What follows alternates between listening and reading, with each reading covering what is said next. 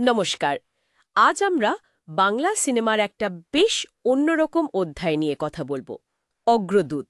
হ্যাঁ, অগ্রদূত নামটা শুনলে মনে হয় একজন পরিচালক, কিন্তু আসলে তো তা নয়। ঠিক তাই, এটা একটা সম্মিলিত পরিচয়। মানে ভাবা যায় ১৯৪৬ সালে দাঁড়িয়ে এরকম একটা আইডিয়া। একদমই বৈপ্লবিক। তো আজ আমরা এই অগ্রদূতের পথ চলা, তাদের কাজের ধরন আর বাংলা সিনেমায় তাদের ঠিক কী প্রভাব ছিল সেসব তথ্য আর বিশ্লেষণ একটু খতিয়ে দেখব। অবশ্যই বোঝার চেষ্টা করব কিভাবে এই টিমটা একসঙ্গে কাজ করে বাংলা ছবির দুনিয়া একটা আলোড়ন ফেলেছিল। বিশেষ করে এই ব্যাপারটা যে একজন পরিচালক নয়, বরং একটা গোটা টেকনিক্যাল টিম ছবি পরিচালনা করছে। কারা ছিলেন বলুন তো এই দলে? হ্যাঁ, প্রধানত ৫ জন। ক্যামেরায় বিভূতি লাহা, শব্দে যতীন দত্ত, ল্যাব দেখতেন শৈলেন ঘোষাল, চিত্রনাট্যে নিতাই ভট্টাচার্য আর প্রযোজনায় ছিলেন বিমল ঘোষ। এই ৫ জন মিলেই ছিলেন অগ্রদূত। ভাবা যায় মানে সিনেমার বিভিন্ন টেকনিক্যাল হেড মিলে ডিরেকশন দিচ্ছেন। ঠিক। আর অগ্রদূত নামটারও তো একটা মানে আছে, পথিকৃৎ। পথ দেখানোর কাজটাই তো তারা করেছিলেন। ঠিক, তারা তো পরিচালকের যে একটা একক কর্তৃত্বের ধারণা, মানে ওই অটো থিওরি যাকে বলে, সেটাকে বেশ বড়সড় একটা চ্যালেঞ্জের মুখে ফেলে দিয়েছিলেন। শুধু চ্যালেঞ্জ নয়, রীতিমতো নাড়িয়ে দিয়েছিলেন। কারণ তখন তো পরিচালকের নামেই ছবির পরিচয় হতো। অগ্রদূত এসে দেখালো যে না, ক্যামেরাম্যান, সাউন্ড ইঞ্জিনিয়ার এরাও সমান স্রষ্টা। মানে নেপথ্যের কারিগরদের একটা অন্যরকম সম্মান দেওয়া হলো আর কি। একদম, যা তখন ভাবাই যেত না। এই কারিগরিক দিকটার কথায় যদি আসি, বিভূতি লাহার ক্যামেরার কাজ, উফ কি অসাধারণ। হ্যাঁ, বিশেষ করে ওই আলো ছায়ার ব্যবহার, সবার ওপরে বা কুহকের মতো ছবিগুলো দেখলে বোঝা যায়। মনে হয় যেন আলো ছায়া দিয়েই গল্প বলছেন। ঠিক। আর শুধু ক্যামেরা কেন, শব্দের দিকেও তো ওদের দারুণ নজর ছিল। যতীন দত্তের সাউন্ড রেকর্ডিং। হ্যাঁ, আর শৈলেন ঘোষালের ল্যাব প্রসেসিং, ছবির ফাইনাল লুকটা তো ওখানেই তৈরি হয়। অবশ্যই। এই সব মিলিয়ে কিন্তু বাংলা ছবির কোয়ালিটি, মানে টেকনিক্যাল কোয়ালিটি, অনেকটাই বেড়ে গিয়েছিল ওদের হাতে।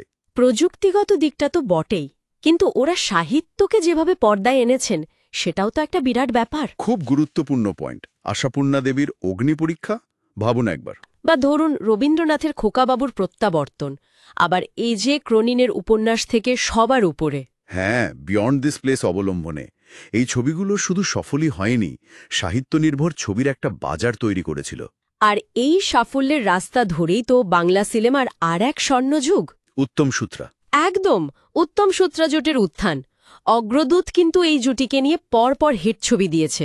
অগ্নি পরীক্ষা, পথে হলো দেরি, ত্রিজামা, বিপাশা, কত নাম বলবো। সত্যি, ওরা শুধু ছবি বানাননি, রীতিমতো তারকা তৈরি করেছেন। বাংলা সিনেমায় ওই সুপারস্টার ব্যাপারটা তো ওদের হাত ধরেই যেন আরও জমাট বাঁধল। বলা যেতেই পারে তারকা তৈরি তো ওরা পথিকৃৎ। আর কি দারুণ বৈচিত্র্য ওদের কাজে। একদিকে যেমন ধরুন বিপাশার মতো পারিবারিক ড্রামা, হ্যাঁ, বা ত্রিজামার মতো রোমান্টিক মেলোড্রামা। আবার অন্যদিকে সবার ওপরের মতো থ্রিলার, বা ধরুন উত্তর ফাল্গুনী, যদিও কিছু জায়গায় উত্তরায়ণ নামটাও পাওয়া যায়, ওইরকম সামাজিক ছবি। সব ধরনের ছবিতেই ওদের অবাধ বিচরণ ছিল। আর এখানেই ওদের মুন্সিয়ানা, মানে আর্ট আর কমার্স, শিল্পগুণ আর দর্শকপ্রিয়তা, এই দুটোকে ব্যালেন্স করতে পেরেছিলেন। খুব বিরল একটা ব্যাপার কিন্তু। তা তো বটে। আর এই যে দল বেঁধে কাজ করার মডেলটা, যেখানে বিভিন্ন এক্সপার্টরা মিলে সিদ্ধান্ত নিচ্ছেন, এটা হয়তো আজকের দিনের যে প্রোডাকশন হাউস বা ক্রিয়েটিভ টিম, তার একটা আদিরূপ বলা যায়। ইন্টারেস্টিং ভাবনা। মানে এই টিমওয়ার্কের আইডিয়াটা পরে হয়তো লেখক বা সিনেমাটোগ্রাফারদের গিল্ড ট্যুরির ভাবনাকে উস্কে দিয়েছিল। হতেই পারে, প্রভাবিত করতে পারে। নিঃসন্দেহে অগ্রদূতের অবদানটা তাই শুধু ঐতিহাসিক নয়, আজও খুব প্রাসঙ্গিক। ওদের এই উদ্যোগটা প্রমাণ করে যে সৃজনশীলতা ভাগাভাগি করেও অসাধারণ কাজ করা সম্ভব। ঠিক, টেকনিক্যাল দক্ষতা, সাহিত্যের প্রতি টান, আবার দর্শককেও ধরতে পারা, এই সবকিছুর একটা দারুণ মিশেল ছিল অগ্রদূতের কাজে। একদম। বাংলা সিনেমার ঐতিহ্য বুঝতে গেলে অগ্রদূতের কাজ নিয়ে চর্চা করাটা জরুরি। অবশ্যই। আর ওদের অনেক ছবিই তো ক্লাসিক, সেগুলোর ভালো ডিজিটাল রেস্টোরেশন করে নতুন প্রজন্মের কাছে পৌঁছে দেওয়াটাও দরকার। তা ঠিক। আচ্ছা, সবশেষে একটা প্রশ্ন মনে আসছে। আজকের দিনে যখন আমরা দেখি ব্যক্তিগত ব্র্যান্ডিং, ইন্ডিভিজুয়াল ক্রেডিটের উপর এত জোর, হ্যাঁ, এই সময়ে দাঁড়িয়ে অগ্রদূতের ওই সম্মিলিত সাফল্যের মডেল থেকে আমাদের কি কিছু শেখার আছে? মানে দলগত সৃজনশীলতা কি আজও একইভাবে শক্তিশালী হতে পারে? প্রশ্নটা কিন্তু খুব গুরুত্বপূর্ণ, ভাবার মতো। হ্যাঁ, দর্শকদের জন্য এটা একটা ভাবনার ঘোড়া হয়ে রইল।